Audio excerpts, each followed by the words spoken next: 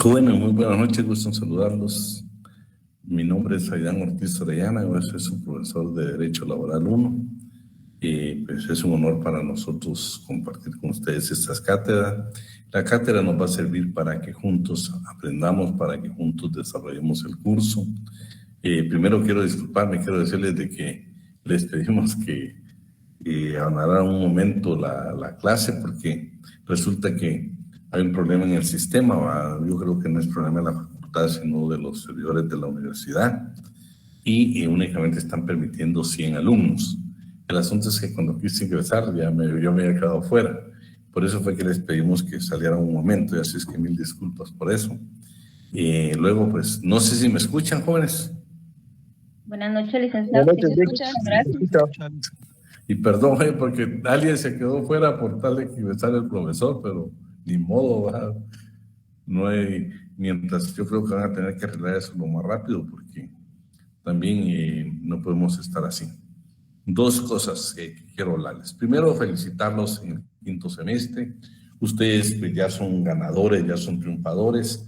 Siempre para ingresar a la facultad con el examen de admisión son miles de personas las que aspiran a ingresar a la facultad, pero usted que con la bendición de Dios y haber aprobado su examen de ingreso, pues Dios le permite estar ahorita en el quinto semestre. Viene la experiencia de la parte introductoria. Nosotros, como dicen la mayoría de estudiantes, bueno, vamos al área profesional, que es el quinto semestre, están en la fase intermedia de su carrera. Yo solo quiero bendecirlos y decirles de que quiero pedirle a Dios que por nada del mundo usted abandone su carrera. Y esto será un verdadero tesoro con el tiempo, su carrera. Y esto le va a cambiar la vida a usted, le va a cambiar la vida a su familia. Por eso cualquier esfuerzo lo tiene que hacer precisamente para seguir adelante.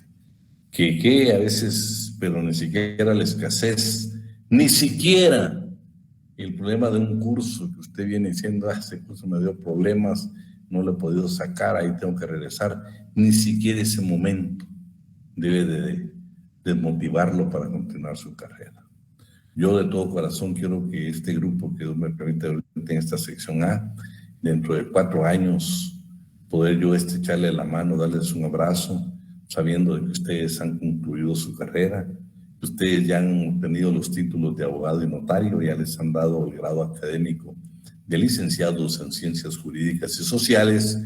Ese será el momento para mí como profesor más grande que yo pueda tener en mi vida. Verlos a ustedes triunfar, ver una nueva generación de egresados de nuestra universidad ya graduados. Ya espero en Dios que dentro de 4 o 5 años, cuando nos encontremos o nos saludemos, usted me puede estar diciendo, licenciado, le comento que ya me gradué y voy para mi maestría, después voy para mi doctorado. Ese será el sueño más grande que su servidor pueda tener. Yo espero en Dios verlo. Pues si no me invita y ando por la facultad, tenga la certeza y la seguridad que lo voy a ir a escuchar. Y tenga la certeza y la seguridad que si no consigo quién, pues yo le voy a cantar la chalana para que jamás se olvide de dónde egresó. Para que jamás se le olvide precisamente el honor de ser egresados de la única universidad estatal y pública en Guatemala, el orgullo de ser sancarlistas. Así es de que tuve la oportunidad de dirigir la facultad en algún tiempo. No hubo momento más feliz para su servidor y para mi familia, mi esposa. Cada vez que terminaba un examen público, yo tenía que presidirlo, siempre teníamos con ella un tiempo para platicar y le platicaba precisamente la historia de los egresados. Usted es una gran historia. Le garantizo que si yo me reúno con Luz Magda, con Jason, con María Stephanie, con Inner Lenín, ustedes son ya una historia. Y el hecho del día que se gradúen van a ser una gran historia. Yo siempre anhelé, y no sé si Dios me lo va a permitir un día, escribir el libro que yo lo voy a denominar El Gran Sancarlista, porque de veras, adversidades subieron, dificultades subieron, cursos complejos subieron, tantas cosas que pudieron suceder. Imagínense qué bendición terminar la carrera. Así que de todo corazón los quiero ver graduados y que nada los detenga. Ni siquiera un curso, ni siquiera un profesor que los detenga. usted vaya con su esfuerzo, por supuesto con la mano de Dios, y va a obtener lo que tanto anhela. Así de que un día espero de todo corazón. Le quiero decir de que la dedicatoria es el momento más importante de toda la carrera. El dedicar el acto a papá, a mamá o la persona que hizo esas funciones, posiblemente un tío, una abuela, un abuelo, tantas personas que pudieron bendecirnos si papá y mamá no estuvieron por X circunstancia. Es que importante va a ser agradecerles ese momento. No hay momento más importante. Aún el más fuerte lo he visto con sus lágrimas dedicar ese acto de oración. Así de que por su familia, por usted, vale la pena cualquier esfuerzo para terminar su carrera. Yo espero un día escuchar nada más, acercarme, y qué hermoso va a decir cuando el señor decano le esté dando los títulos y le diga: orgullosamente egresado de la 3 veces centenaria Universidad de San Carlos de Guatemala. Ese será el momento más emotivo y espero que lo podamos compartir hoy, se lo digo de todo corazón. Así de que vamos a entrar a la clase del día de hoy. Yo solo quisiera que alguien me disculpara con algunos alumnos, porque algunos se salieron y ya no pudieron entrar. Entonces, que me disculpen con ellos, que no, porque explíquenle que el profesor estaba afuera y si no, no había clase. Querían dejar al maestro afuera. No, ya me habían dejado afuera porque decía, solo se admiten 100 y ya no hay nada para usted. Y no se podía. Así de que mil disculpas a los que tuvimos que dejar fuera. Voy a aprovechar para darle el tiempo. Bueno, primero contarles de que en este curso me apoya el licenciado Alan García y también nos apoya el asistente de la oficina, que es Ruth Barrientos. El licenciado Alan pues es un profesional con mucha trayectoria, ya tenemos años de estar compartiendo esta cátedra. Ustedes van a tener la oportunidad de escucharlo. Creo que tenemos programado ahí los principios que informan el derecho del trabajo y los principios procesales. Es un tema que les va a impartir muy pronto. Y pues le voy a dar el tiempo para que los pueda saludar. Muchas gracias, maestro. Bueno, muy buenas noches a todos, compañeros. Miren, muy contento, la verdad. Una bendición de Dios estar con vida, estar con ustedes, estar hoy iniciando un nuevo semestre. Hay una gran expectativa, me imagino, referente a ustedes. Si estuviéramos en lo presencial, dice uno, dejando el S12, dejando aquellas caminadas gigantescas que uno tenía, ¿no? Están a la mitad de la carrera, creería yo que deberían de sentirse muy contentos, muy felices, porque al final, pues, es una satisfacción personal. Ser universitario hoy en día es una bendición. Salir de la universidad, egresado, graduado, pues, es un plus, ¿sí? Mi persona, pues, mi nombre es Alan García Ruano. Yo voy a estar compartiendo también con el maestro algunos temas muy relevantes. Les voy a hacer unas recomendaciones ahí en un mensaje que les voy a hacer llegar. El maestro se preocupa mucho, más allá de que ustedes ganen el curso, nos hemos enfocado siempre en que ganen, en que aprendan, más que ganar, porque obviamente uno puede tener un 100, pero no saber nada, o tener un 61 puro raspado y saber muchísimo más de alguien que pues tiene un gran promedio. Entonces, decirles y motivarles, hoy es el primer día de muchos, y decirles que la meta la vamos a lograr, pero ustedes tienen que poner de su empeño, como se dicen, ponerse la camisola y entrar y ganar estos puntos. Al final, como siempre dicen, no, todos tienen 100, pero al final del desarrollo del curso pues se va bajando. Motivarles, siempre les recomiendo tener un código de trabajo actualizado. Con el maestro van a leer mucho, les voy a decir, van a leer desde doctrina, jurisprudencia, el código de trabajo, van a ir haciendo relación de leyes, o sea, van a llevar un nivel en donde ustedes van a decir, yo sí sé esto, yo sí sé derecho laboral.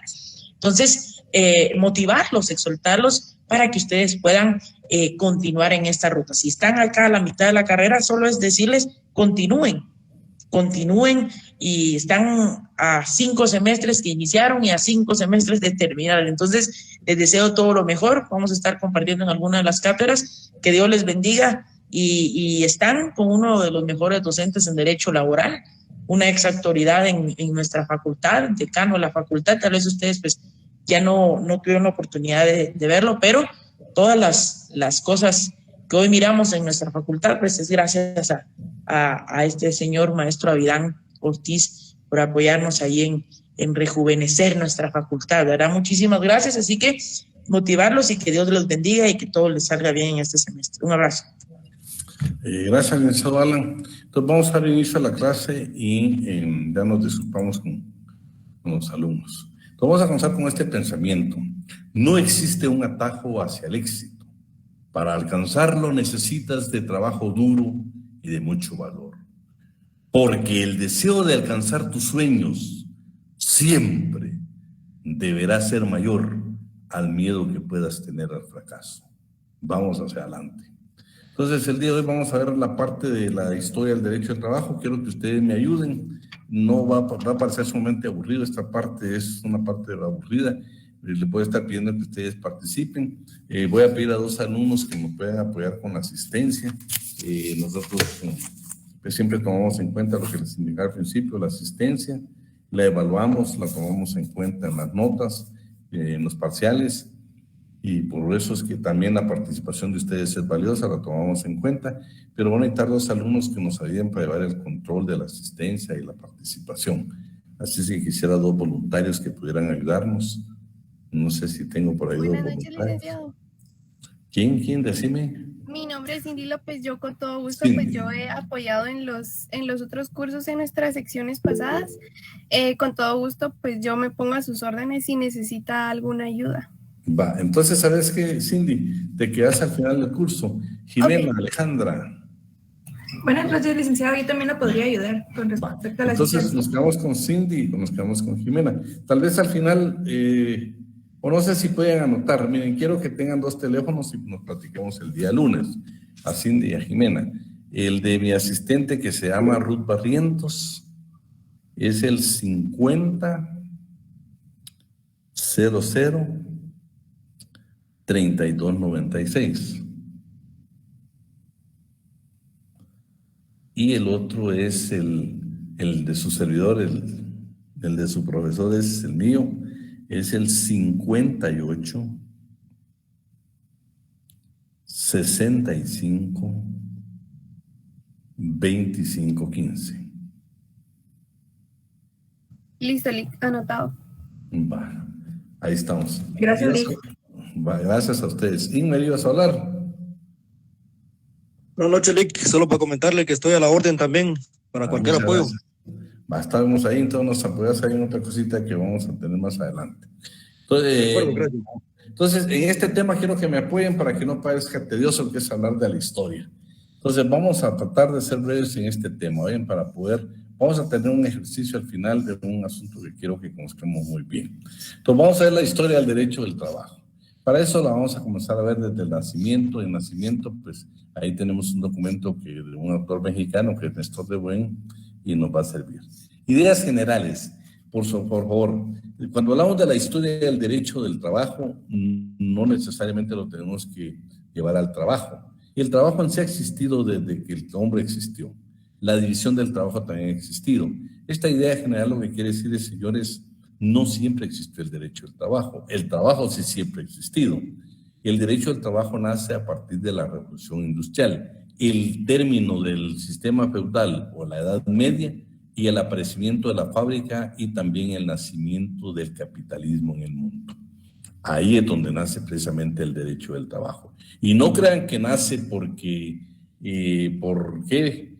por algo circunstancial, no. Nace porque la explotación de la clase trabajadora era tan severa que tuvo, a pesar de la represión que había, tuvo de una u otra manera que exigir y al final hizo valer sus derechos. Entonces, acá eso es más que todo lo que habla de las ideas generales. Aquí hay un pensamiento que me parece un poco mucho desaliento, que este pensador, este tratadista dice que el desempleo global, la tecnología, la revolución tecnológica va a provocar, inclusive, no solo ha causado estragos en la sociedad, en la fuerza de trabajo que están haciendo, que no hay trabajo alrededor del mundo. Guatemala pues tampoco es la excepción. Ustedes saben lo complejo, lo delicado que es en Guatemala conseguir trabajo, pero sin embargo Y también ellos consideran que dice que el derecho al trabajo va a desaparecer, porque al final la tecnología va a sustituir al hombre. No, el derecho al trabajo siempre va a existir. Por supuesto, no todo lo van a hacer las máquinas. Hay circunstancias que las tenemos que hacer nosotros. Pero lo valioso también es motivarnos de que no es tan... Yo creo que preparándonos y con la bendición de Dios, cualquiera vamos a tener éxito en la vida. Entonces, esas son las ideas generales que nacen en cuanto a este tema. Luego hablar del comunismo primitivo, de la edad primitiva o esta corriente, la primera etapa de la vida. Vamos a hablar del salvajismo, la barbarie y la civilización. En el salvajismo, bueno, el hombre vivía en bosques tropicales y subtropicales, pero lo más importante en este desarrollo es el hombre vivía como nómada, pero tuvo un elemento fundamental que nos sirvió para el desarrollo precisamente evolutivo del ser humano. Y era el principal progreso de esta época es la formación del lenguaje articulado, la invención del arco y la flecha. El hombre encuentra la capacidad de transformar en su beneficio los productos de la naturaleza. Por lo tanto, en esta etapa cabe presumir un trabajo comunal. Frente a los grandes riesgos que genera el entorno, la solidaridad humana se constituye un instrumento esencial para la supervivencia, que sin duda va acompañada de una cierta división del trabajo que evidentemente no es asalariado. Por supuesto, no todos hacían lo mismo, tenían que ser diferentes ocupaciones. Entonces, en esto de las ideas generales vamos a encontrar el trabajo y la división del trabajo. Más adelante vamos a ver el nacimiento del derecho del trabajo, las primeras normas que se dan precisamente para legislar la relación entre patronos y trabajadores, que es el nacimiento del derecho del trabajo. En la barbarie, pues es importante, pero más que todo la barbarie, el principio que nos deja muy valioso es esta parte que yo les subrayé. El rasgo característico del periodo de la barbarie es la domesticación y la cría de animales y el cultivo de las plantas. Pues bien, el continente oriental, el llamado mundo antiguo, poseía casi todos los animales domesticables y todos los cereales propios para el cultivo, menos uno, el continente occidental, o sea, América, la nuestra, no tenía mamíferos domesticables más que la llama. ¿Han visto las documentales de Bolivia y de Perú? La famosa llama apareció como el primer mamífero domesticable en América, según la historia en la época de la barbarie. Y aún así, nada más en la parte sur, pues solo en Sudamérica es donde vamos a encontrar precisamente la llama. Y uno solo de los cereales cultivables, pero el mejor, el maíz. Vean que Europa lo podía tener todo, pero no tenía el maíz. Por eso vienen ustedes a agradecerle rotundamente a los guatemaltecos que cuando apareció la bendita ley Monsanto, la ley de las semillas mejoradas, imagínense usted una ley que querían que hasta patentizar esa gente, esa entidad internacional, esta empresa internacional, el maíz. Pues por supuesto, si el maíz es parte de nuestra historia. Aquí estamos hablando de la época del comunismo, de la comunidad primitiva, y en la época de la barbarie ya se hablaba de que América tenía precisamente como cereal el más cultivable del maíz. Por eso qué bueno que la lucha de esta clase de guatemaltecos lograron que esa ley fuera derogada y ya no existe más. Eso nos ayudó muchísimo. Por eso creo que hay gente que sin hacer mucha bulla hace mucho por Guatemala. Déjenme ver, alguien nos está pidiendo ingresar, pero no sé si vamos a poder. Porque me da pena que a alguien dejamos fuera, no, ya no se pudo. Bueno, entonces les decía eso. Y bueno, vamos a continuar. Engels señala que probablemente el cultivo de los cereales haya nacido por la necesidad de proporcionar forraje a o sea, era para las bestias y no tenía como consumo animal. También aparece la fundición del mineral del hierro y por el invento de la escritura alfabética y el empleo literario. Aparece el tiempo el arado de hierro tirado por animales domésticos, lo que hace posible la roturación de la tierra en gran escala, la agricultura, y produce en las condiciones de entonces un aumento prácticamente casi ilimitado de los medios de existencia. Miren la importancia del arado, vino a producir más alimento. Acuérdense que aquí no habían salarios, sino que eran alimentos los que tenía precisamente la sociedad. En la civilización, este ya es el periodo de la industria propiamente dicha y del arte. Estamos hablando precisamente de la formación social más notable, es el clan. El jefe del clan era como un mago que conocía los tremendos secretos para producir la casa y los hombres, y es el que preside las terribles sesiones de iniciación de jóvenes, iniciación a las condiciones de la futura vida, la verdadera etapa del aprendizaje cívico y social. La presencia del jefe del clan daría un lugar de trabajo sometido a las órdenes de un tercero, claro, antecedente del trabajo subordinado, sin embargo, no tenía salario. O sea, estamos hablando de etapas donde era otra forma. Luego también le dejé esto subrayado porque el arado dice que era trabajado más que todo por la mujer. Por eso vemos que algunos países en el mundo, cuando ustedes ven documentales, ese trabajo lo ejecutan las mujeres. Las otras diferencias que se dieron, las diferencias de clases que se habían dado en este periodo, por ejemplo, aquí aparece que en el momento de fallecer las sepulturas, dice que el proletariado, el artesano, el agrícola, el minero, era prácticamente enterrado envuelto en una capa vegetal, enterrado bajo la vivienda o en la fosa de un pozo de extracción si fuera de servicio. Ya la clase dirigente, aunque no había patronos ni trabajadores, sino que habían obreros, habían artesanos, habían esclavos y posiblemente sirvientes, pero la clase dirigente dice que ellos ya han enterrados en sepulturas monumentales, las enormes construcciones que hoy por hoy constituyen precisamente beneficio de explotación turística en esos países. Entonces ya existía la explotación del hombre por el hombre, forma ya parte de la naturaleza humana aún en esa etapa. ¿Qué pasó en Asia Occidental o la antigua? Dice que estamos hablando de la Mesopotamia, es el estrecho pasillo del Medio Oriente entre el río Éufrates y el Tigris, hay sustancialmente lo que ahora es Siria y parte de Irak, ¿sí? Y para llegar al Golfo Pérsico. Aquí lo importante es que nacieron las aldeas de pescadores, ya estamos hablando de la división del trabajo, habían pescadores como trabajadores y también los agrícolas que se quedaron a las orillas de los ríos, de los lagos y los canales. Luego, la actividad laboral en la antigua todo era predominantemente agrícola, aunque habían otras formas de explotación, como empresas que son granjas y manufacturas a la vez. Abundaban los oficios de panaderos, de herreros, de lapidarios, de carpinteros. Se trata de una sociedad que en la propiedad privada está fuertemente establecida.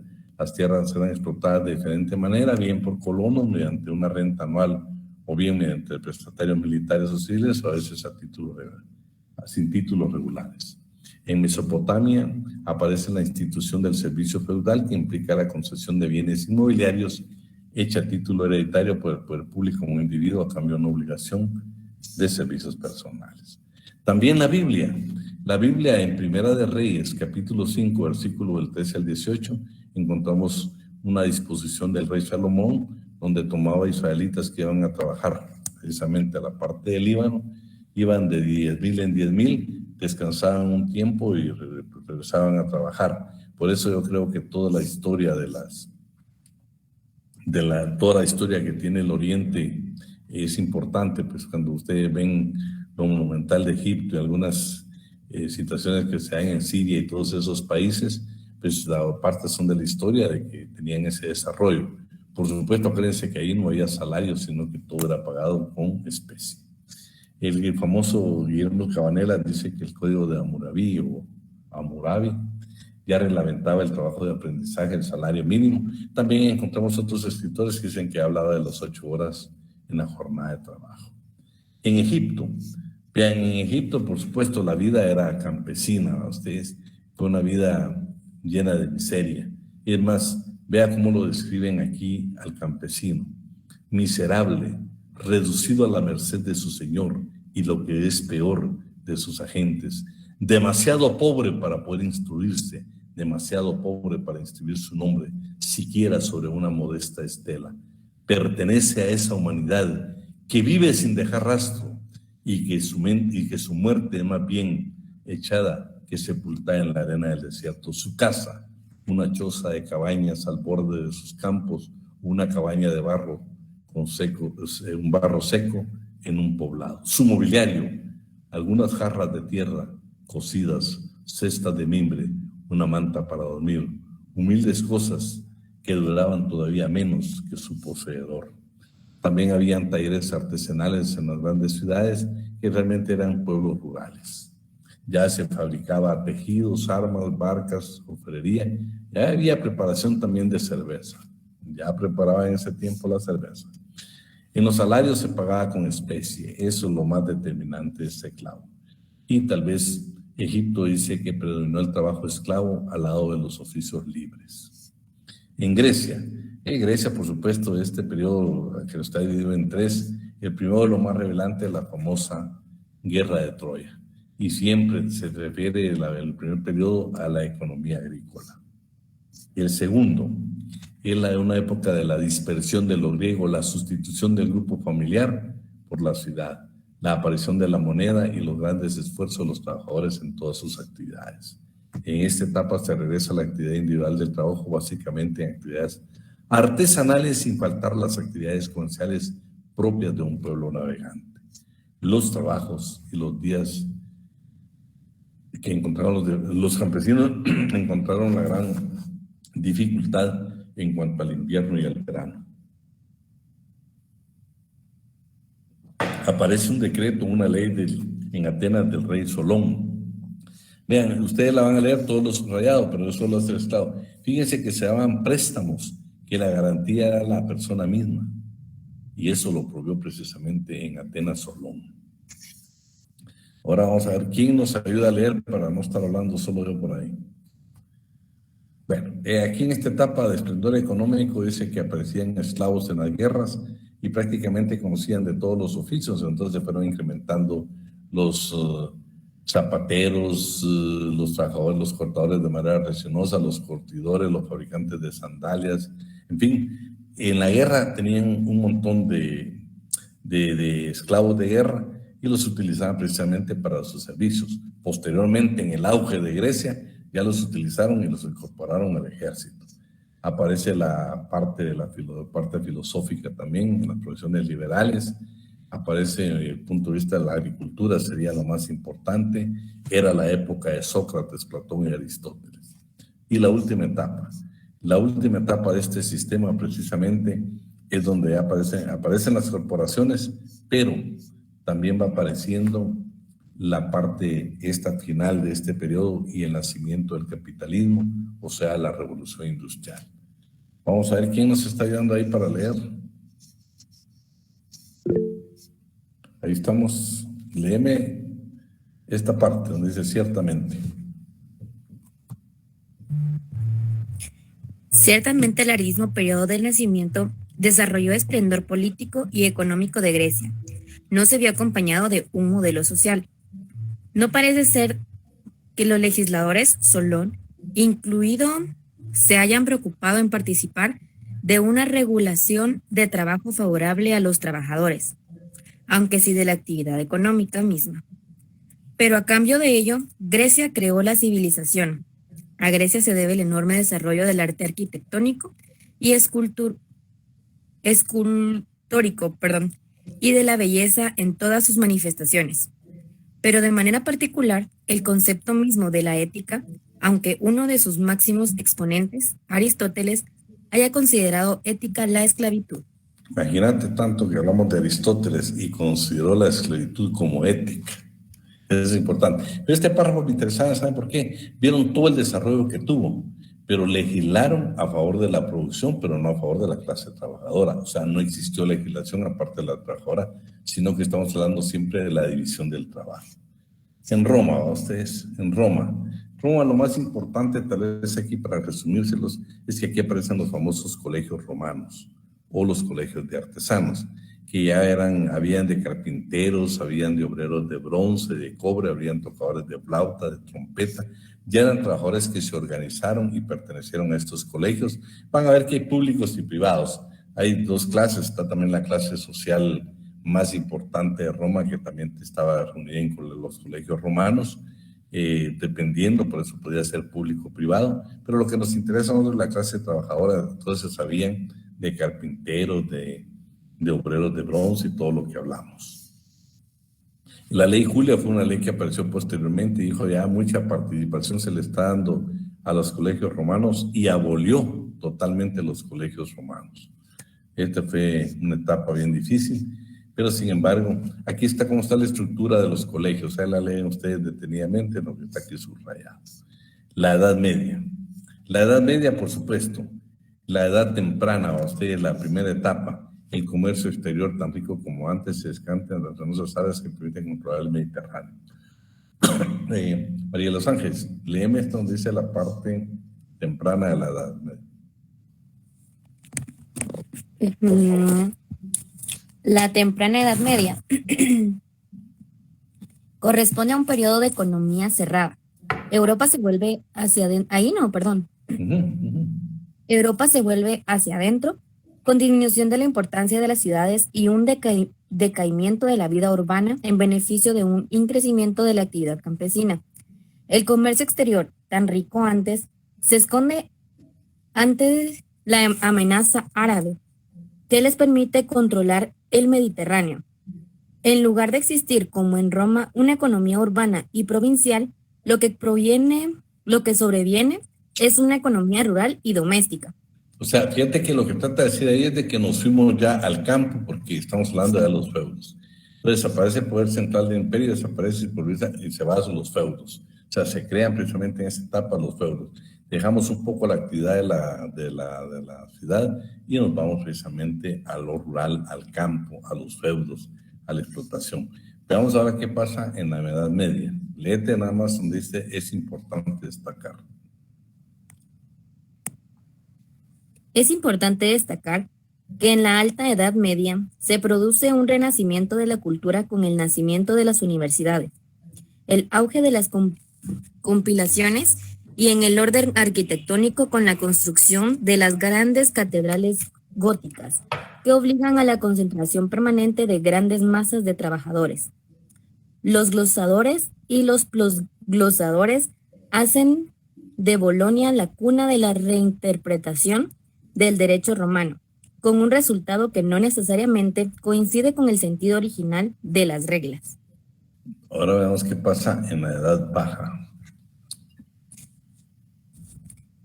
Expresión que en modo alguno implica una decadencia, constituye una época de florecimiento cultural, económico y jurídico de Europa Occidental, que establece las bases para el esplendor del Renacimiento. Al mismo tiempo, vive la crisis del sistema feudal. En general, se considera que culmina en el siglo XV. Ahí, o sea, esa etapa es donde dicen, bueno, señores, ya es la decadencia. Ya no les interesan las corporaciones, ya el sistema feudal está anulado, ya todo el trabajo que estaba regulado después de los colegios romanos, aparecen las guildas y posteriormente aparecen en esta etapa baja de esta etapa baja, ya va desapareciendo todo ese sistema porque van a aparecer las fábricas y ese nacimiento precisamente del capitalismo.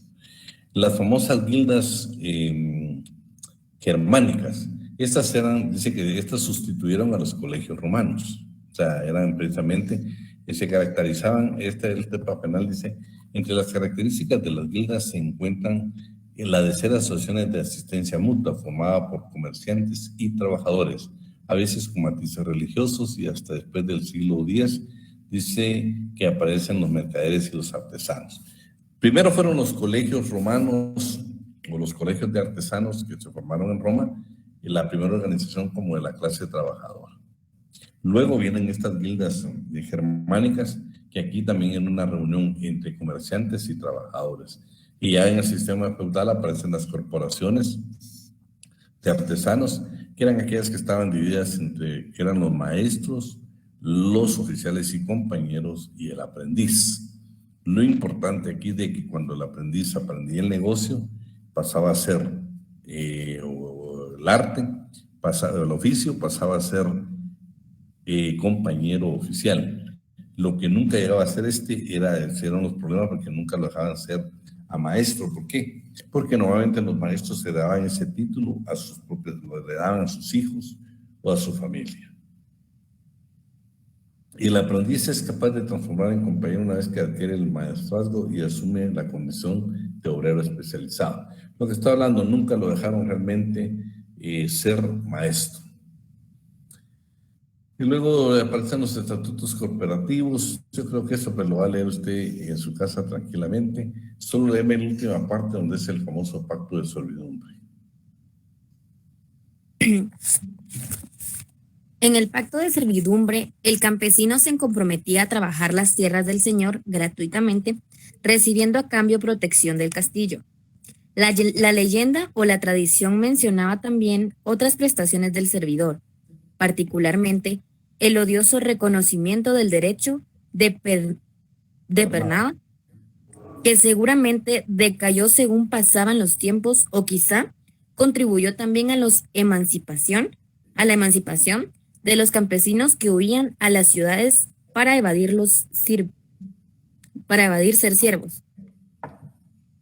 Lo que pasa es de que ellos trataban de que como el sistema feudal estaba decayendo, entonces lo que hizo el campesino fue huir del sistema feudal y irse precisamente a las grandes ciudades. Y por supuesto ya cuando aparece la industria, la fábrica, pues fue un aliciente en las grandes ciudades y el sistema feudal pues se quedó aún sin gente que pudiera producirla. Trabajos en las culturas americanas en la conquista. Vean qué interesante. Aquí pues hay un relato de la historia verdadera de la conquista de la Nueva España de Bernal Díaz del Castillo. Y Bernal Díaz del Castillo dice que en una ocasión caminó con determinadas personas por un mercado. Y ahí es donde él dice que precisamente ya había división del trabajo, ya estaba muy clasificado, muy ordenado el trabajo. Esto, por supuesto, aparte que lo escribe en su historia, también se lo manda a los reyes y reyes de España. Y vean qué interesante. Por favor, María de los Ángeles, donde dice quedamos admirados. Él va caminando en un mercado, Bernal Díaz del Castillo, y narra esto. Quedamos admirados de la multitud de gente y mercaderías que en ella había, y del gran concierto y regimiento que en todo tenía. Y los principales que iban con nosotros nos lo iban mostrando. Cada género de las mercaderías estaban por sí, y tenían situados y señalados sus asientos. Comencemos por los mercaderes de oro y plata, y piedras ricas, y plumas, y mantas, y cosas labradas, y otras mercaderías de indios esclavos y esclavas. Digo que traían tantos de ellos a vender aquella gran plaza como traen los portugueses los negros de Guinea, y traíanlos atados en unas varas largas, con colleras en los pescuezos, pero para que no se les huyesen, y otros dejaban sueltos. Luego estaban otros mercaderes que vendían ropa más vasta y algodón, y cosas de hilo torcido, y cacahueteros que vendían cacao. Y de esta manera estaban cuantos géneros de mercaderías hay en toda la Nueva España, puestos por su concierto de la manera que hay en mi tierra, que en Medina del Campo, donde se hacen las ferias, que en cada calle están sus mercaderías por sí. Así estaban en esta gran plaza, y los que vendían mantas de enequen y sogas y cotaras, que son los zapatos que calzan y hacen del mismo árbol, y raíces muy dulces, cocidas y otras rebusterías que sacan del mismo árbol. Todo estaba en la parte de la plaza en un lugar señalado, y cueros de tigre, de león y de nutrias, y de adives y de venados, y de otras alimañas, tejones y gatos monteses, de ellos adobados y otras sin adobar. Estaban en otra parte y otros géneros de cosas y mercaderías. Lee la otra parte. La perspectiva comercial que se desprende de la relación de Bernal Díaz del Castillo permite considerar que los vendedores debían estar respaldados por la producción artesanal en el taller. Bueno, solo vean, lo que está indicando aquí de que parte de toda la actividad agrícola también habían talleres artesanales. Eso narra precisamente Bernal Díaz del Castillo en su historia, Un día caminaron por ese mercado. ¿Se recuerdan que hay una película ahí que yo creo que la mayoría la hemos visto? No sé cómo se llama esa película. Esta parte donde dice que los esclavos negros, dice, traían tanto de ellos a vender, y los traían atados en varas largas, dicen con colleras, en los pescuezos, para que no se les huyesen, y otros los dejaban sueltos. Bueno, ustedes ven de que muchas de las películas, aunque han formado, pues es parte de la historia que se ha vivido. El trabajo en la Nueva España, la encomienda. Aquí lo más importante es de que aparecen las leyes de India. Ya en las leyes de India pues aparecen muchas obras en beneficio de la clase trabajadora. Siempre fueron ley muerta, nunca fue una ley vigente y positiva, porque ustedes ven, a pesar de que habla que ya que en 1618 ya se ordenaba pagar a los indios salario, techo, comida, horario laboral en las haciendas de cultivo de trigo. También se les permitió, dice, fijar salarios en $1 de plata por cada día y $1 por cada 6 leguas de ida y de vuelta, más comida y bastante suficiente. Es interesante hacer referencia al pago del traslado. En la recopilación de ley de India vamos a encontrar muchas reglas importantes en materia laboral. Los obreros debían de trabajar 8 horas. Fíjense, una ordenanza de 1593. Luego otra que dice que ordena que los sábados por la tarde se alce la obra 1 hora antes para que se paguen los jornales. Hubo otra que dice que los encomenderos paguen a los indios su trabajo delante del doctrinero, sin que les falte cosa alguna y sin engaño o fraude. La obligación de pagar en efectivo aparece en la ley de Felipe III, que declara perdido el salario pagado en vino, chicha, miel o hierba de Paraguay. O sea, no se podía permitir ya en espacio, sino que debían de hacerlo en efectivo. Ahí estamos hablando de 1609. Todas estas leyes eran sumamente valiosas. Lo que Bernal Díaz del Castillo, muchos le enviaron a los reyes de España, se dieron cuenta del tipo de explotación que se daba en este momento. Ellos mandaron leyes que nunca fueron ejecutadas y vamos a ver por qué. Entonces vamos a hacer el último párrafo, miremos qué pasó con esas leyes. Por favor, María de los Ángeles. La bondad de las leyes, que hoy veríamos relativa, tropezó con el problema del incumplimiento, en ocasiones por ser la ley incompleta o no establecer sanciones, en otra por la falta de instrumentos para hacerlas efectivas y otra, cabe suponer que más frecuente, por el contubernio entre autoridades y encomenderos que se apoyaban. Además, en las enormes distancias entre el rey que ordenaba y el virrey que debía cumplir. Lo último. Cumplidas o no, las leyes de Indias tenían al menos la gracia de ser catálogo razonable de condiciones de trabajo, y si no una primera visión del derecho del trabajo por la falta de instrumentos para hacerlas efectivas. Pese a la importancia, multas que en las leyes se anunciaban para los infractores, al menos inicia un camino de justicia social, aunque no haya faltado quien, a ese mismo propósito, señalara que eran actos de gracia y no de justicia. Lo importante es que el aporte que hace la ley de India en materia laboral, si realmente nosotros tuviéramos transcrito toda la historia, sería un verdadero antecedente. Claro, yo les digo, la historia de Guatemala, pero después cambia totalmente. Pues.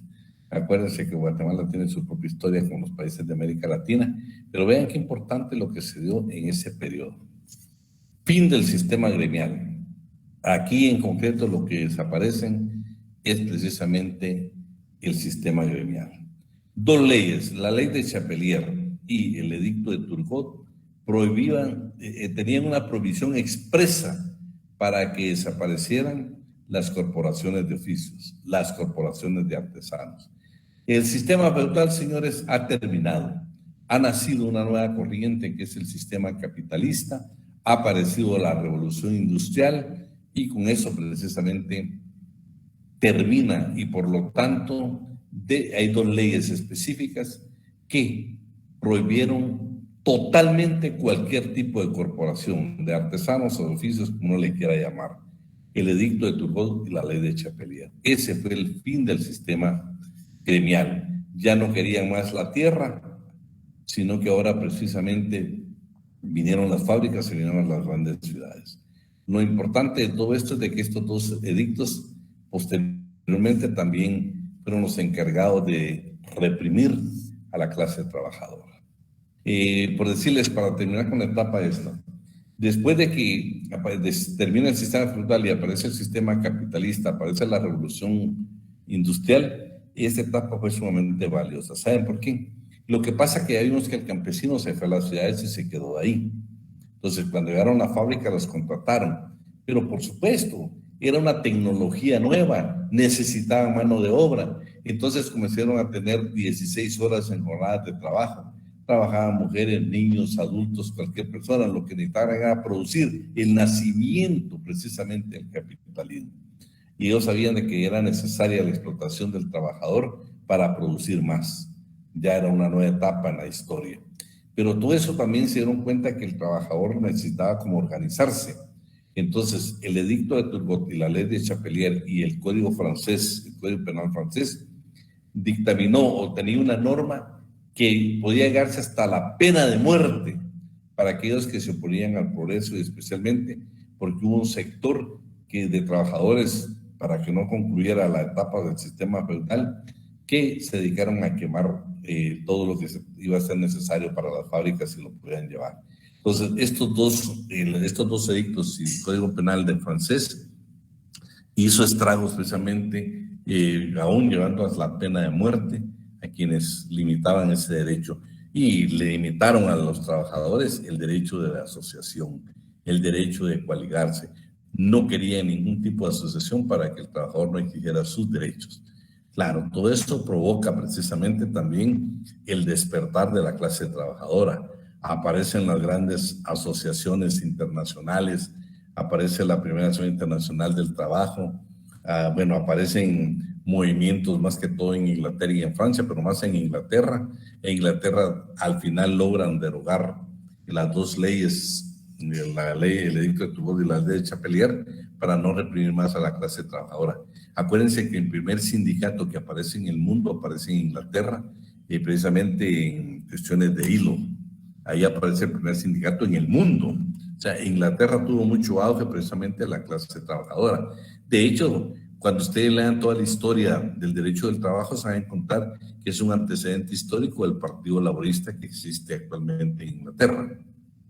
Por supuesto, en América Latina también existen todos esos procesos, como por ejemplo en Brasil, que ustedes saben que también es el Partido de Trabajo, uno de los partidos más importantes que llevó al poder a Lula da Silva. Y bueno, la clase trabajadora bien organizada logró muchas cosas. Pero el fin de todo esto es de que nace el capitalismo, se viene la represión en contra de la clase trabajadora, aparecen los primeros movimientos exigiendo derechos de la clase trabajadora, la Revolución Francesa, precisamente ya el querer hacer una Francia comunista o la famosa Comuna de París, que es tomada por obreros, pero ellos no lograron ver el proyecto más allá, sino que decidieron compartir con los empresarios y otros sectores y al final fueron derrocados. Pero todo ese proceso, todo ese engranaje de lucha que tuvo la clase trabajadora, precisamente lo lleva al nacimiento del derecho del trabajo. Y vamos a encontrar precisamente primero que aparece un despertar en la cuestión social. Aparece un autor precisamente, ¿qué les dijera yo? Un dirigente de la clase trabajadora que es francés y crea precisamente lo que conoce como la conspiración de los iguales, que es un movimiento revolucionario que nace durante la Revolución Francesa y que estuvo encabezado con una ideología que considerarse el germen del comunismo. Pretendía derrocar al directorio para instaurar un régimen que garantizara la igualdad perfecta. O sea, él dijo, bueno, señores, demasiada explotación, necesitamos aquí una justicia igualada, que sea igual para todos. Buscó la igualdad perfecta, no existe en el mundo, no va a existir nunca. Hizo el manifiesto de los iguales. A la larga, pues este movimiento social se considera que es el nacimiento también del comunismo, pero este señor, este dirigente, pues al final la clase burguesa de ese entonces lo ve como una amenaza y él es llevado a la guillotina y muere. Luego aparecen los comunistas o los socialistas utópicos. Estos consideraban ustedes que todo debía, ellos reconocían que habían clases sociales, había patrono y trabajador, había burguesía y proletariado. Sin embargo, ellos, a pesar de ser comunistas o socialistas, dijeron, miren, no entremos a conflictos, busquemos la bondad humana, la bondad humana entre patrono y trabajador, y ahí vamos a buscar el equilibrio. Marx y Engels en el Manifiesto Comunista los critican severamente porque dicen, no señores, aquí hay antagonismo entre las clases sociales y aquí lo único que cabe es una revolución. Y precisamente es un germen que se da en la historia mundial. También aparece el cartismo inglés. El cartismo es una clase de trabajadores que envían cartas, que le llaman cartas del pueblo al Parlamento británico, donde le dicen, miren ustedes, queremos mejoras. No es posible que a nosotros, a la clase trabajadora, que no tenemos un establecimiento comercial, no nos permitan elegir y ser electos. Entonces queremos el sufragio universal. Queremos que se permita que la clase trabajadora también pueda proponer, elegir y ser electos en el Parlamento británico, porque ellos consideraban que de ahí podían legislar a favor de la clase trabajadora. Es un proceso que se destruye, que sin embargo quedó un germen ahí que posteriormente les dice que es el antecedente del Partido Laborista precisamente de Inglaterra, que ha tenido muchos presidentes. Pues ustedes ven ahí en los documentales que se habla mucho de esto.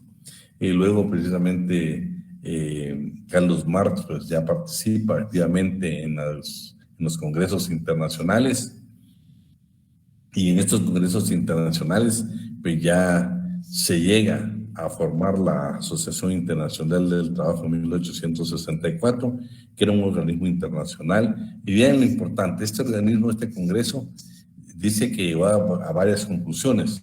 Y bueno, dijo, no señores, el mundo entero, la sociedad, los patronos, la burguesía tienen que entender que tiene que legislar sobre la limitación de la jornada de trabajo como máximo de 8 horas.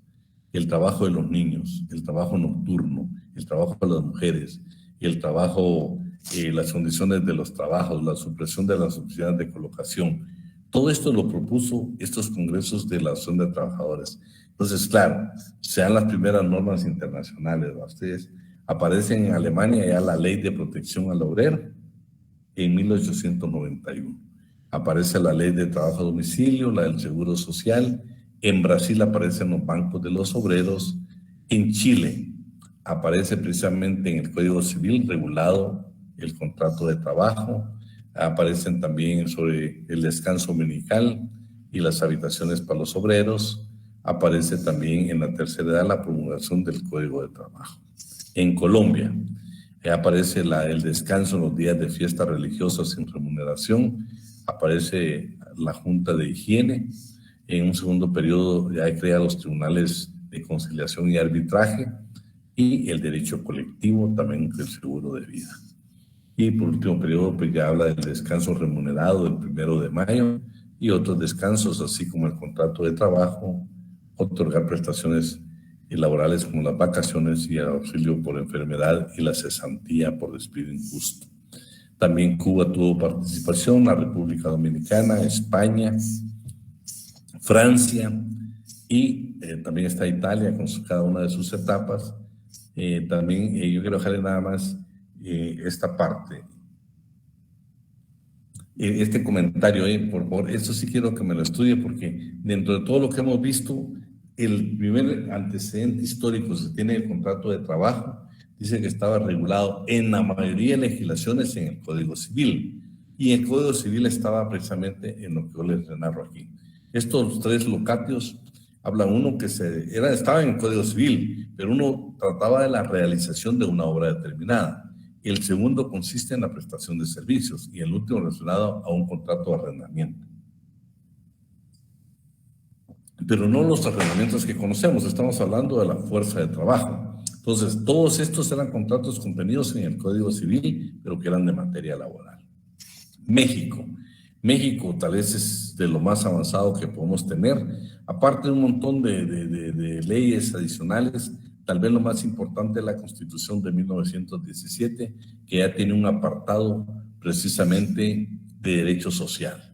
Y este es valioso porque se considera en América Latina, por lo menos seguro, es la primera constitución que regula el derecho del trabajo y lo regula precisamente en un apartado de derecho social. Valioso, aunque por supuesto, quien la elaboró, lo vamos a leer, vean qué astucia tuvo.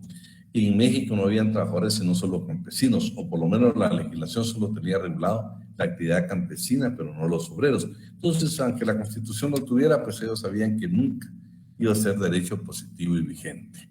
Pero sí, la primera Constitución en el mundo que regula este aspecto es precisamente la de México. Panamá, pues ustedes saben que tenía el canal, tuvo que regular sobre las jornadas de trabajo y especialmente sobre los trabajadores nacionales y extranjeros.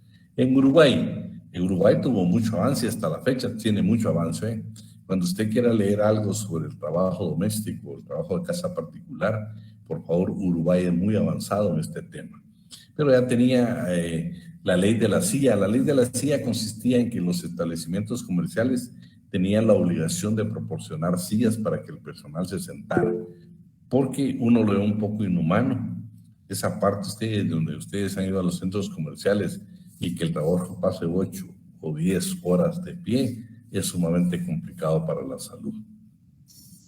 En Venezuela también tuvo su auge. El auge del sindicalismo, es lo que les hablaba yo. Todo lo que hemos hablado, fin del sistema de la revolución, fin del sistema de la Edad Media, el sistema feudal, aparece la industria, el proceso de la industria provoca mucha represión, entonces aparecen los movimientos como la Comuna de París, que ya eran trabajadores organizados y comenzaron a pelear sus derechos. Posteriormente ya aparecen precisamente ya aparecen las asociaciones, y lo importante es que en Francia hubo mucha represión, aparece la Confederación General de Trabajadores, que hasta el día de hoy dice es la organización sindical más importante de Francia. Vamos ahora nada más, aparte María, ¿quién más nos puede ayudar para que descanse María de Los Ángeles?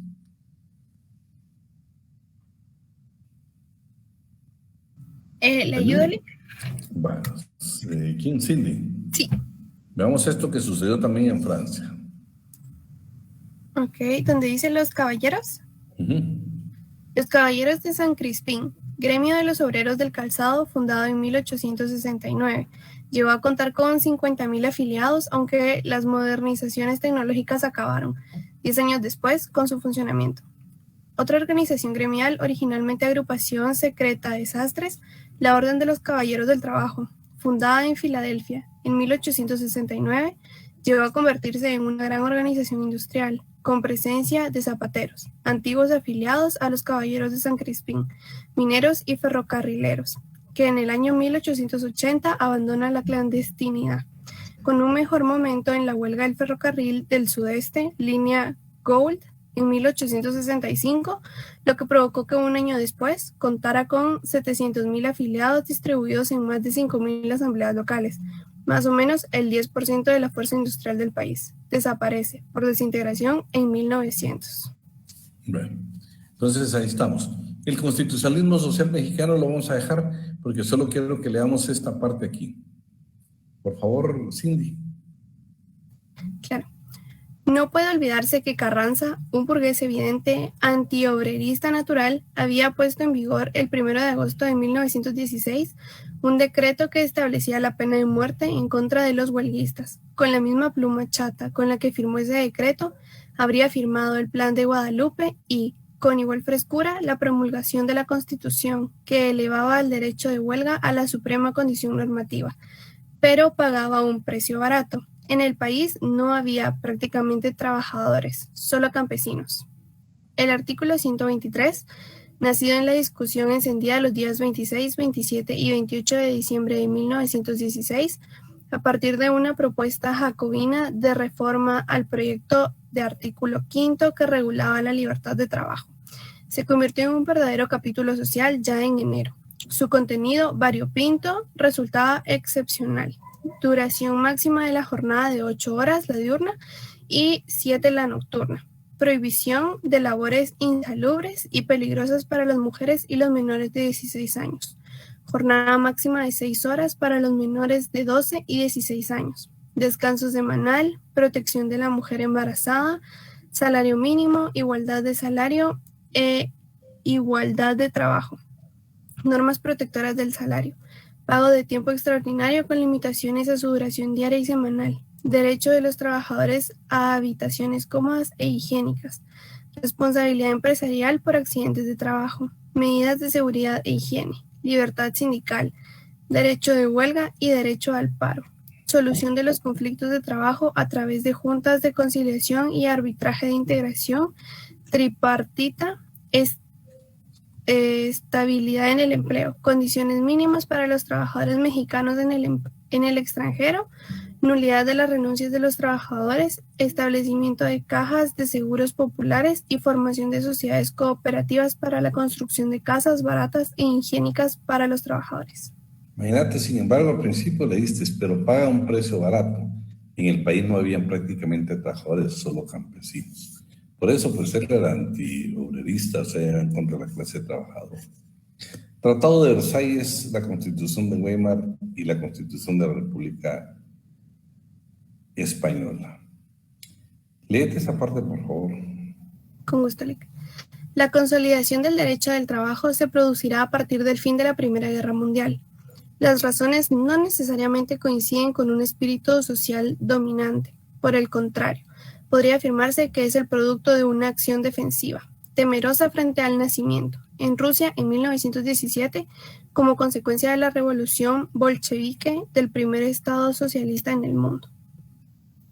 Versalles establece los primeros pasos del estado de bienestar, evidente invento capitalista. Compromete, inclusive, la formación de la Organización Internacional del Trabajo, que se constituye de la Conferencia de Washington del mismo año 1919 y cataloga los derechos sociales en la parte 13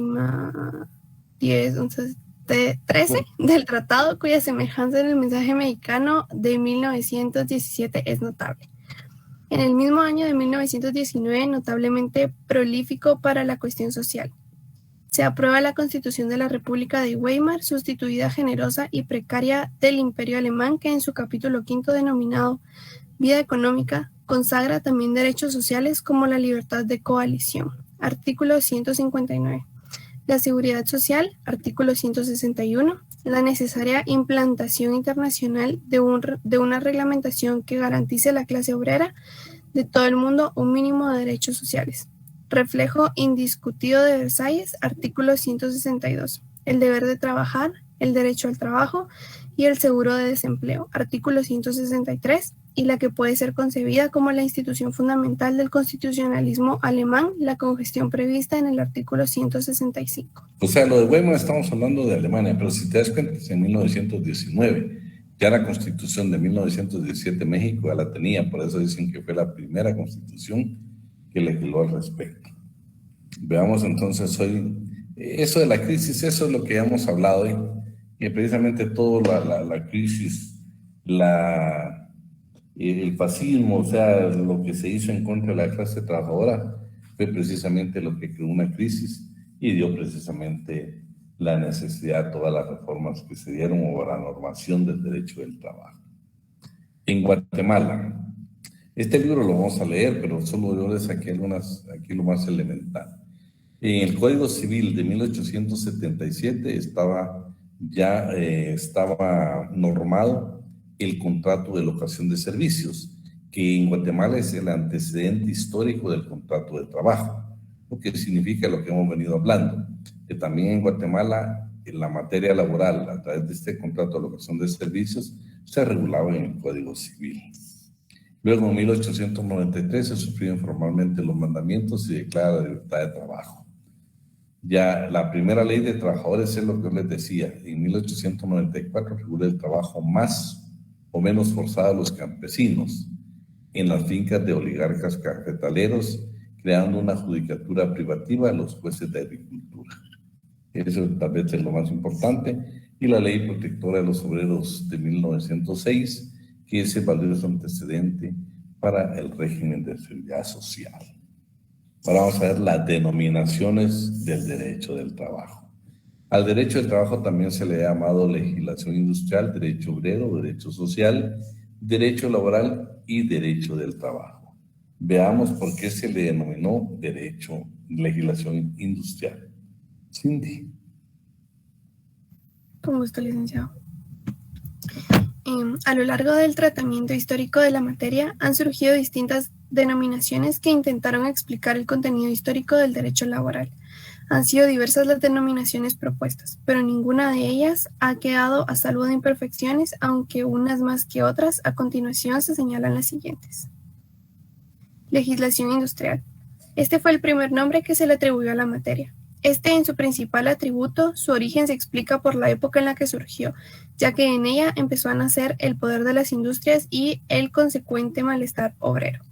Esta denominación fue utilizada principalmente por los juristas franceses como Paul, Pic, Capitant y Couchet, entre otros, pero ha sido destacada porque, por un lado, resulta demasiado restringida, ya que solo contempla un aspecto de la disciplina, a las normas emanadas del proceso legislativo, desatendiendo a las provenientes de otras fuentes, como la jurisprudencia, la doctrina y la contratación colectiva. Y además, porque solo contempla a la industria propiamente dicha, olvidándose de la actividad mercantil y agrícola. Y, por otro lado, porque acoge materias totalmente ajenas, como son las patentes, las marcas, los modelos industriales y los nombres comerciales que actualmente son objeto del derecho mercantil. Esa es la crítica, o sea, no se le puede denominar que es un derecho laboral porque no concreta. El derecho obrero, fíjense que el derecho obrero tal vez lo vamos a definir en pocas palabras. Como nace la fábrica, entonces nace el obrero. Y pues la diferencia es de que tampoco es exclusivo hablar del derecho del trabajo, pero no significa únicamente hablar del obrero, sino hablar precisamente de todos los aspectos que pueden cerrar un contenido de una definición de lo que es derecho del trabajo. Derecho social, pues lo consideran demasiado extensivo porque abarca precisamente cualquier clase de derecho, inclusive el derecho agrario, pues es un derecho social, entonces lo consideran demasiado extenso. El derecho laboral, pues es una aceptación y han tomado como sinónimo derecho laboral o derecho del trabajo. Y derecho del trabajo, que según los tratadistas mexicanos, Néstor de Buen, es una definición que ha tenido la mayor aceptación. Es la que se considera precisamente la más apropiada. Claro, más adelante vamos a ver que tampoco es que llena todas las expectativas. El derecho laboral es cambiante y precisamente esta tiene algún tipo de limitación porque no les habla, por ejemplo, lo del trabajador independiente. Entonces, ya Sánchez Alvarado señala que aunque se ha criticado la denominación anterior diciendo que es demasiado amplia, en virtud que no todo trabajador se encuentra bajo el ámbito de nuestra disciplina, es aceptada, sin embargo, por el grueso de la corriente internacional, debido a que tiende a ampliar constantemente su ámbito de acción. En efecto, el derecho del trabajo tiende a regular toda prestación de servicios, dado su carácter expansivo, según un artículo de la legislación mexicana, el Congreso de la Unión, y bueno, entre otros, lo que se considera actualmente la definición más completa que se pueda tener. Otras denominaciones se le ha llamado un derecho nuevo, un derecho social del trabajo, un derecho económico y social y un derecho de los trabajadores. Por supuesto que no llena ninguna de las expectativas. Entonces, ya de este documento, pues nos vamos a quedar ahí. Ahora le voy a hacer una pregunta ya para que entremos un poquito en materia y no nos parezca aburrida la clase. Contéstenme ahí el que esté de acuerdo, o si no voy a buscar yo, pero contesten. ¿Qué edad se requiere en Guatemala para trabajar? Yo me contesto. Los 15 años, licenciada. 15 años. ¿Quién más opina? 18. 16. A partir de los 15 años, con permiso de los padres y avalado por el Ministerio de Trabajo. Bueno, Tatiana, ¿quién más? A partir de los 15 con un permiso, 15 años con un permiso expresado por medio de una carta de los padres. De los padres. ¿Quién más opina, jóvenes? Desde los 14 años, que esto está fundamentado en el artículo 31 del Código de Trabajo. Bueno, ¿quién más? Bueno. Otra pregunta. ¿Puede un menor de edad firmar su contrato de trabajo y recibir su salario? No, Alex, solo el tutor legal. ¿Quién más? Luego opinó Alan. ¿Quién más? ¿El menor de edad puede recibir su salario, puede firmar su contrato de trabajo? ¿Qué dice? Sí, sí puede. Bueno, vamos a entrar entonces en materia. Convenio 138 de la Organización Internacional del Trabajo, la OIT. En este convenio se establece que la edad para trabajar, quienes han ratificado este convenio son 15 años. En Guatemala, para que los convenios sean ley vigente en materia laboral, se necesita que exista el reglamento. Y efectivamente el Ministerio de Trabajo, mediante decreto ministerial, el Ministerio de Trabajo y Previsión Social, mediante decreto ministerial 260-2019, en su artículo 4, establece precisamente que la edad en Guatemala para trabajar son 15 años. Por favor, ustedes vienen. Otra pregunta que le voy a hacer para que adivinamos esto. Todavía tenemos unos minutos. La Constitución Política de la República dice que los trabajadores del agro tienen 10 días de vacaciones. El Código de Trabajo, que es una ley ordinaria, dice que tienen derecho a 15 días. ¿Qué ley aplican ustedes? La Constitución, licenciado. ¿Quién más opina? Código de Trabajo, porque como es la ley de la materia. Bueno, ¿quién más?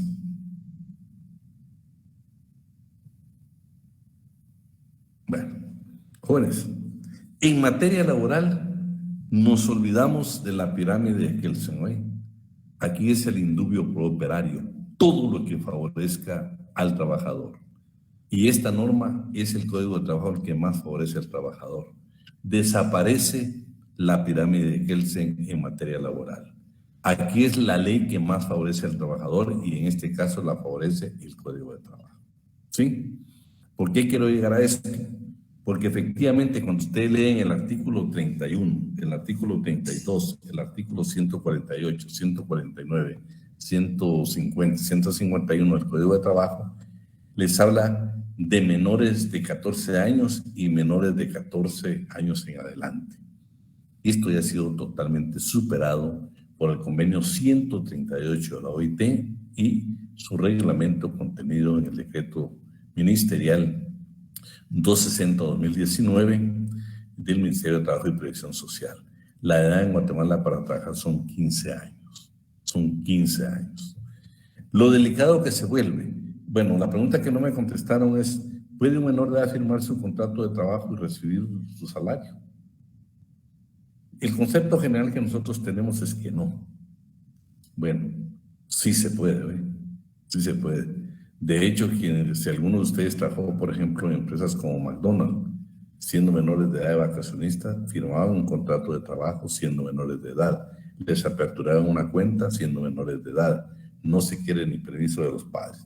Pero veamos qué dice. Entonces, por favor, si usted, por favor, quiero que usted conmigo vamos a analizar, vamos a interpretar, y a partir de hoy en derecho laboral, cuando usted le haga una consulta, cuando usted tenga que opinar, yo quiero como sugerencia que usted lo haga con base legal, no por lo que escuchamos, no por lo que nosotros logramos interpretar, sino por lo que dice la ley.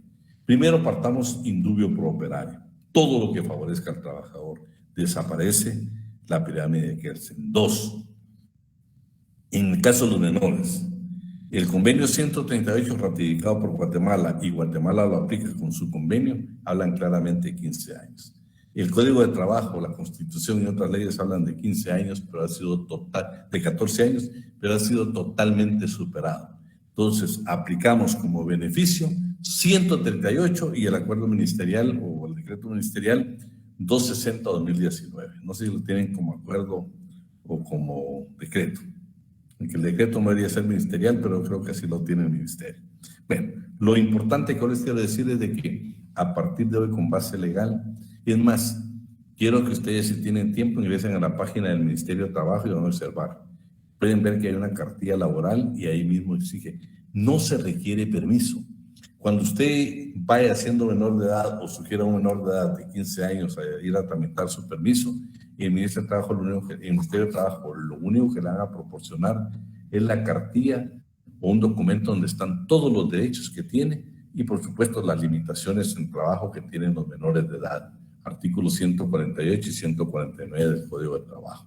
La reducción de la jornada de trabajo, que no podemos trabajar en establecimientos donde expenden bebidas alcohólicas, y no podemos trabajar, el menor de edad no puede trabajar en trabajo nocturno, no puede ejercer, realizar horas extraordinarias. Todo eso lo dice el Código, Pero, por favor, a partir de hoy, vean, su código lo quiero actualizado.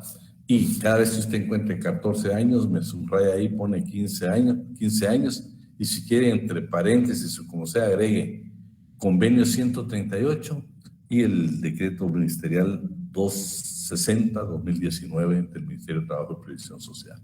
Esa es su base para decirle legal, para decirle de que son 15 años. Y usted ingresa a la página del Ministerio y hace la consulta, inclusive por acceso a la información, es la información que yo le estoy dando. Ahora, ¿quién tiene el Código de Trabajo ahí? Miremos el artículo 31, por favor.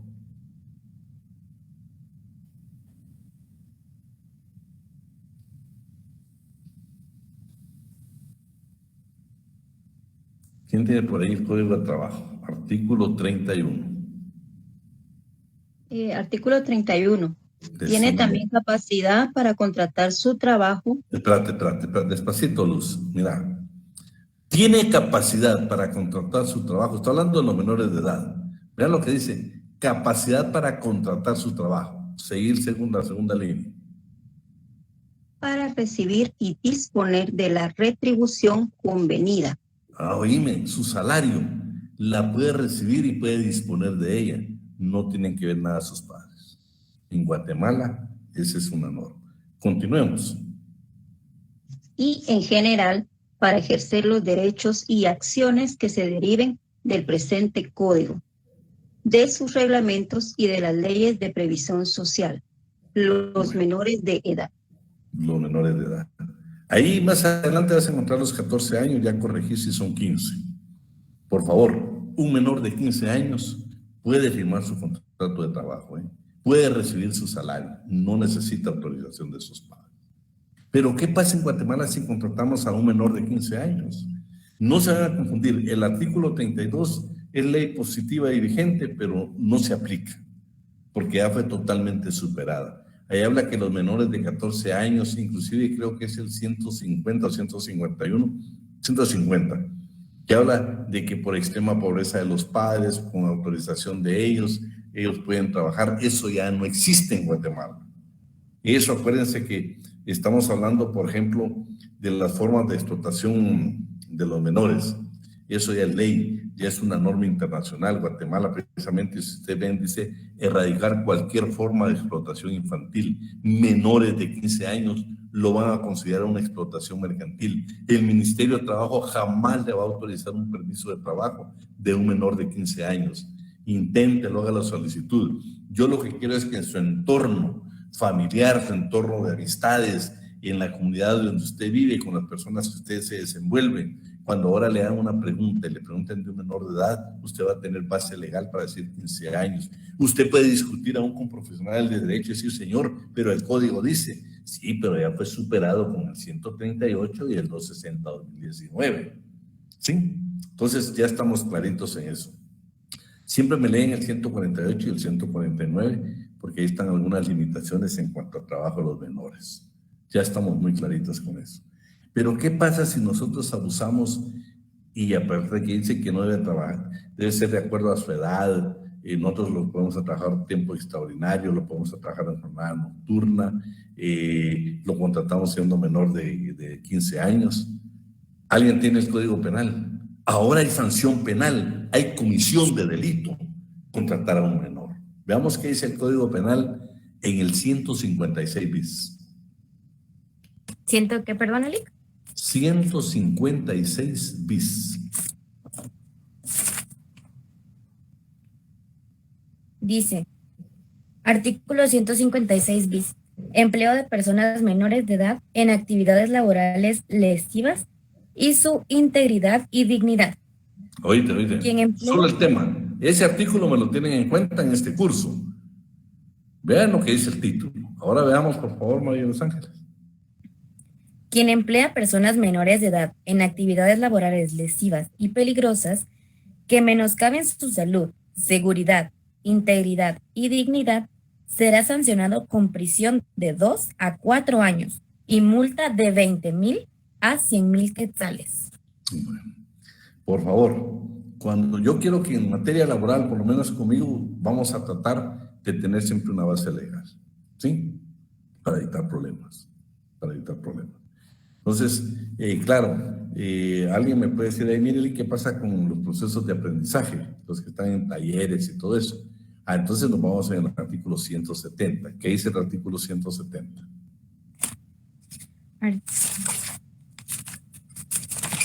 Artículo 170. Autorización judicial. Nadie podrá deducir acción de calumnia, perdón. ¿Código de trabajo? Perdón, estaba en el Código Penal. En el Código de Trabajo dice 170. Capítulo 6, trabajo de aprendizaje. Artículo 170, aprendices.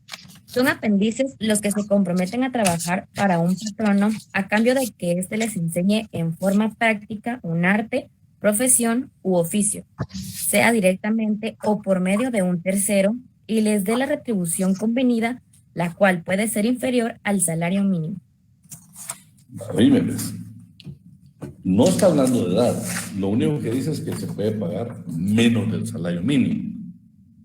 Lo que yo me quería referir a esto es de que es un conflicto precisamente esto a no arreglar y el Ministerio de Trabajo no tener ninguna disposición en cuanto al trabajo de aprendizaje, porque normalmente en Guatemala la práctica, lo que ustedes ven en los talleres, son menores de edad trabajando precisamente como aprendices. Pero el aprendiz tiene ciertos requisitos. Si voy a trabajar en un taller, tengo que tener plazo, tengo que tener tiempo para aprender el oficio. Y el patrono tiene la obligación de pagarme, aparte de extenderme, un certificado que aprendí el oficio, el arte. Y si no lo hace, a partir del 170, usted va a encontrar el procedimiento para que lo obligan, la Inspección de Trabajo lo obliga a hacerlo. Intervienen expertos, intervienen maestros, y al final le obligan la Inspección de Trabajo al patrono precisamente a rendir ese informe. Entonces, lo que yo quiero es de que, por favor, para el próximo día de clases, usted también me analice eso, ingrese a la página del Ministerio de Trabajo y analizamos lo de los 15 años. Pero se vaya a ser convencido que aquí desapareció la pirámide de Kelsen en materia laboral, no en las otras, solo en materia laboral. Indubio pro operario, todo lo que favorezca al trabajador. Y vamos a analizar en el curso, como les digo, señor Alan, resoluciones de la Corte de Constitucionalidad, sentencias de la Corte de Constitucionalidad, donde aplican el principio de primacía de la realidad, que también lo vamos a ver, y el indubio pro operario. Aquí la norma que más favorezca al trabajador. Decime, María de los Ángeles.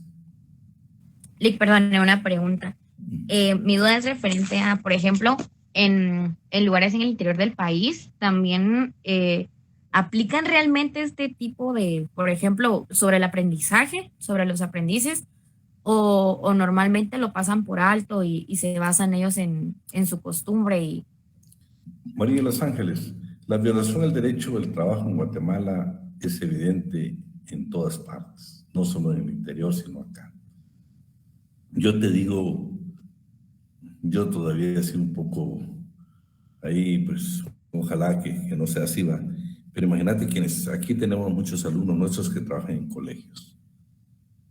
La mayoría no les pagan ni noviembre ni diciembre. Están violentando el derecho del trabajo. ¿Sí? Eso no puede ser. Si tú estás contratada, ni modo que vas a estar contratada. O sea, el ciclo escolar, yo te garantizo que te obligan a ir noviembre y diciembre y no te lo pagan, ¿va? Entonces, nos vamos a encontrar muchas cuestiones en materia laboral y que estamos graves. Y en cuanto a los menores, ¿sabes qué? De los pocos logros que se han hecho porque están erradicando cualquier forma de explotación infantil, pero vas a aquellos niños que picaban piedras allá yendo para el IRTA por Retauleo, entre Mazatenango y Retauleo. Eso por lo menos desapareció, ¿va? Pero aquí seguimos usando niños, por ejemplo, en la elaboración de cohetes, ¿va? El uso de la pólvora, que eso es sumamente delicado, eso no puede ser. Has visto en los medios de comunicación que los niños pierden sus brazos, que pierden tantas cosas. O sea, no podemos justificar nosotros que por querer generarle trabajo a un menor de edad le vamos a causar la muerte o lo vamos a dejar con un impedimento para que no pueda defenderse en la vida. No, en materia laboral, yo te digo, este trabajo infantil, lo que yo quiero hacerles conciencia a ustedes es que el día que ustedes les pidan un consejo y tienen base legal para decir que son 15 años, no pueden trabajar en tiempo extraordinario, no pueden trabajar en esto, no, el 148 y 149 me lo leen, ¿no? Entonces ya ahora tienes un panorama más claro. Y en cuanto al contrato de aprendizaje, no, ya te digo, lo vamos a ver hoy. O sea, tal vez el próximo día de clase vamos a ver qué pasa con el trabajo agrícola, qué pasa, cómo han cambiado las condiciones. Guatemala, el país de la eterna primavera, el café en los medios de comunicación, el mejor café del mundo. Pero cuando la documental de Inglaterra hizo ver que niños eran explotados en las fincas de café en Guatemala, ¿qué actitud tomó el Estado de Guatemala? Crear una comisión, ministro de Economía, que representa al sector empresarial, el representante de la Cámara del Agro, por favor. Eso hace 2 años y nunca se tuvo una respuesta. Cuando te vas a dar cuenta que en materia laboral los trabajadores agrícolas están clasificados, pero Guatemala tomó la costumbre de pagar, si es en el hule, por la pica, el rayado. Si es en el café, por el corte, por cantidad. Si es por fumigado, por metro. Si es el corte de caña, por tonelaje. Oíme, María de los Ángeles, Avidán Ortiz Campesino, dice, mire, ya no le vamos a pagar salario mínimo, le vamos a pagar a destajo. Le vamos a pagar por lo que usted haga. Le vamos a pagar 40, 50 quetzales por una tonelada métrica o una tonelada de corte de caña.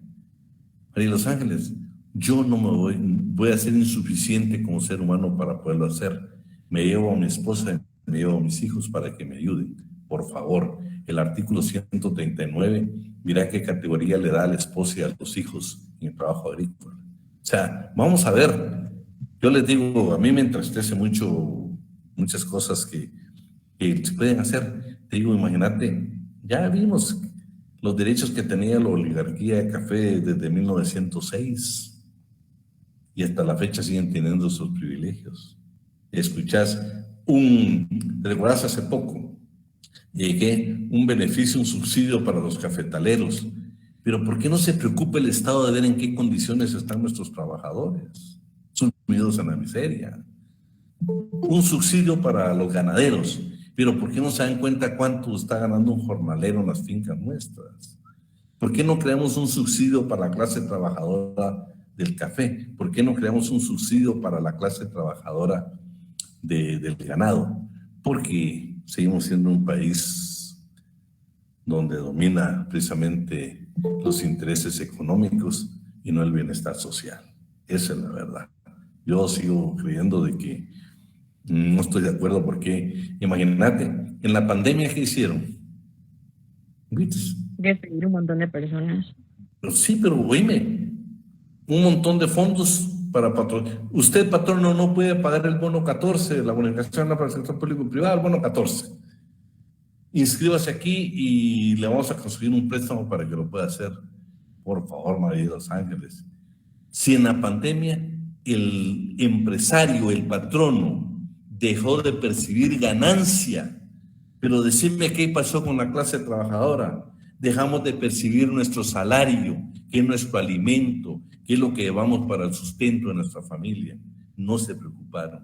Quedaron en el fondo de la provisión del empleo, donde imagínate, si tú eras mi patrono, tú me tenías que inscribir, no yo. Pues ¿por qué me tenías que inscribir tú? Yo, si el necesitaba, era yo. Entonces la mayoría de empresas ni siquiera lo hicieron. ¿Por qué? Porque lo iban a hacer a través de tus cuotas pagadas al Seguro Social. Y si tú no ibas al día de esas cuotas, jamás logré yo ese beneficio.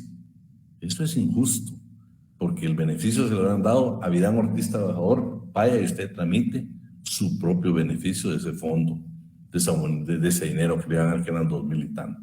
Mira cuántas empresas se los dieron, mira cuántos trabajadores se los dieron, mira cuántos trabajadores hay en Guatemala. No. Entonces yo siempre he creído que Guatemala ha faltado voluntad política para aprender. Ya vimos, oíme, todos los movimientos, todas las revoluciones, todos los acontecimientos sociales que se han dado, es porque todo tiene su límite, todo tiene su límite. Yo aquí no me explico por qué. Ya han pasado 2 años de la pandemia y nadie se preocupa por el transporte. El transporte al final está cobrando, le quitaron los subsidios y cobra cualquier cantidad de dinero. Ves a nuestros obreros, a nuestra propia familia que trabaja en taxis, en carros particulares, pagando 5 o 10 quetzales. ¿Por qué no tratan de restaurar todo lo del servicio y que verdaderamente por lo menos el obrero nuestro tenga el bienestar de esa economía? Pero bueno, no nos vamos a enojar porque si no, no vamos a cenar. Así es de que nos vemos, si Dios quiere, el próximo día lunes. Y miren, yo le voy a pedir perdón porque a mí me emociona el derecho laboral, y veo que usted quiero que también se emocione por el derecho laboral. Es hermoso, es hermoso. Y casi siempre vamos a terminar con lo que casi el tiempo normal. Así es que, como ya nos pasamos, ya nos pasamos 5 minutos. Muy buenas noches y si Dios quiere nos vemos el próximo día lunes. ¿Querías hablar, Lucía?